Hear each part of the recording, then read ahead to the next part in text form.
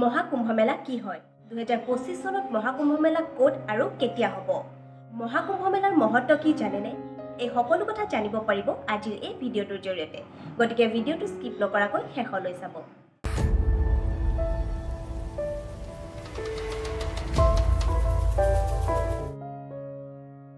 বাৰ বছৰৰ ব্যৱধানৰ অন্তত ভাৰতত সৰ্ববৃহৎ ধৰ্মীয় সমাৱেশ কুম্ভ মেলাৰ পুনৰ অনুষ্ঠিত হ'বলৈ গৈ আছে।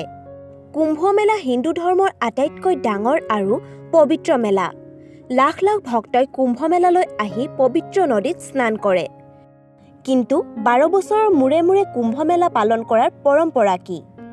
কুম্ভ মেলা ভাৰতীয় সংস্কৃতিৰ এক প্ৰধান ধৰ্মীয় আৰু সাংস্কৃতিক অনুষ্ঠান, যিটো প্ৰতি 12 বছৰৰ মূৰে মূৰে এটা বিশেষ স্থানত অনুষ্ঠিত হয়।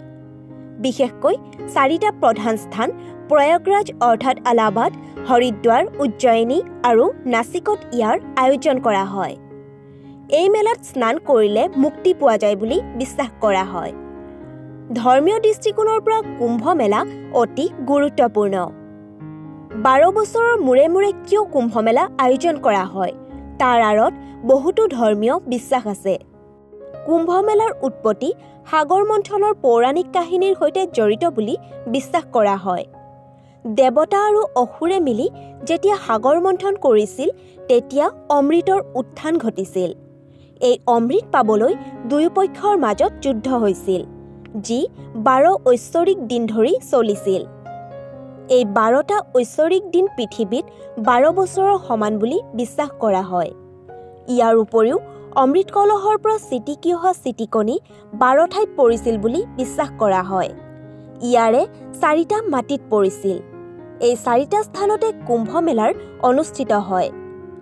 জ্যোতিষৰ মতে বৃহস্পতি গ্ৰহটো 12 বছৰত 12টা ৰাশিৰ আশে পাশে ঘূৰি থাকে। বৃহস্পতি গ্ৰহটো বিশেষ ৰাশিত থকাৰ সময়তে কুম্ভ মেলাৰ আয়োজন কৰা হয়। এইবাৰ 2025 চনৰ 13 জানুৱাৰীৰ পৰা প্ৰয়াগৰাজত মহাকুম্ভ মেলা আৰম্ভ হ'ব। মনা হয় যে মহাকুম্ভৰ সময়ত সংগমত স্নান কৰিলে পুণ্যপ্ৰাপ্তি হয়। 12 বছৰৰ মূৰত প্ৰয়াগৰাজত আয়োজন কৰিবলৈ গৈ আছে মহাকুম্ভ মেলা। 2025 চনৰ 26 ফেব্ৰুৱাৰীত মহাশিৱৰাত্ৰিৰ দিনাই মহাকুম্ভ মেলাৰ সামৰণি পৰিব। এইবাৰ জানি লওঁ আহক ৰাজস্নানৰ গুৰুত্ব কি? কুম্ভ মেলাৰ সময়ত পবিত্ৰ নদীত স্নান কৰিলে মুক্তি লাভৰ বিশ্বাস আছে। এই সময়ত এই নদীবোৰৰ পানী অমৃতৰ দৰে বিশুদ্ধ হৈ পৰে বুলি বিশ্বাস কৰা হয়। কুম্ভ মেলাত স্নান কৰিলে সকলো দেৱতাৰ আশীৰ্বাদ পোৱা যায় বুলিও বিশ্বাস কৰা হয়। কুম্ভ মেলাত স্নান কৰিলে সকলো পাপ নাশ হয় আৰু মুক্তি লাভ হয়। কুম্ভ মেলাৰ সময়ত লাখ লাখ ভক্তই পবিত্ৰ নদীত স্নান কৰে। প্ৰয়াগৰাজ অৰ্থাৎ আলাহাবাদত আয়োজিত কুম্ভ মেলাত ৰাজস্নানৰ বিশেষ তাৎপৰ্য থকা বুলি বিবেচিত হৈছে। গংগা, যমুনা আৰু সৰস্বতী নদী ইয়াত লগ হয়। সেয়েহে এই ঠাইৰ বিশেষ ধৰ্মীয় গুৰুত্বও আছে। ধৰ্মীয় বিশ্বাস অনুসৰি ইয়াত স্নান কৰিলে বিশেষ গুণৰ সৃষ্টি হয়। আশা কৰোঁ ভিডিঅ'টো চাই ভাল পালে।